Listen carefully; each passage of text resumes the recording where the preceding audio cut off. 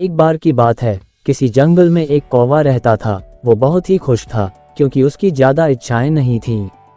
वह अपनी जिंदगी से संतुष्ट था। लेकिन एक बार उसने जंगल में किसी हंस को देख लिया और उसे देखते ही सोचने लगा कि ये प्राणी कितना सुंदर है। ऐसा प्राणी तो मैंने पहले कभी नहीं देखा, इतना साफ और सफेद।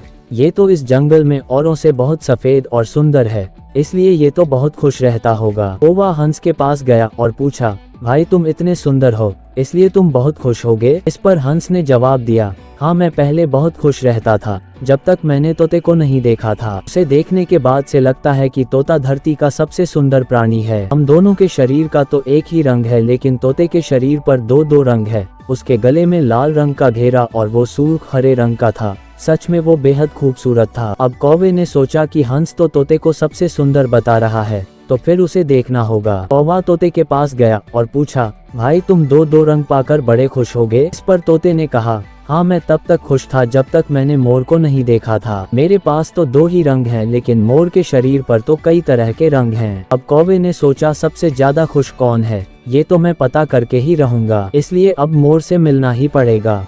कौवे ने मोर को जंगल में ढूंढा, लेकिन उसे पूरे जंगल में एक भी मोर नहीं मिला। और मोर को ढूंढते ढूंढते वह चिड़ियाघर में पहुंच गया तो देखा मोर को देखने बहुत से लोग आए हुए हैं और उसके आसपास अच्छी खासी भीड़ है। सब लोगों के जाने के बाद कौवे ने मोर से पूछा, भाई तुम दुनिया के सबसे सुंदर जीव हो और रंग बिरंगे हो, तुम्हारे साथ लोग फोटो खिंचवा रहे थे, तुम्हें तो बहुत अच्छा लगता होगा और तुम तो दुनिया के सबसे खुश जीव होगे। पर मोर ने दुखी होते हुए कहा, भाई अगर सुंदर हूँ तो भी क्या फर्क पड़ता है, मुझे लोग इस चिड़ियाघर में कैद करके रखते हैं, लेकिन तुम्हें तो कोई चिड़ियाघर में कैद करके नहीं रखता और तुम जहाँ चाहो अपनी मर्जी से घूम फिर सकते हो। इसलिए दुनिया के सबसे संतुष्ट और खुश जीव तो तुम्हें होना चाहिए, क्योंकि तुम आजाद रहते हो। कौवा हैरान रह गया क्योंकि उसके जीवन की अहमियत कोई दूसरा बता गया। दोस्तों, ऐसा ही हम लोग भी करते हैं।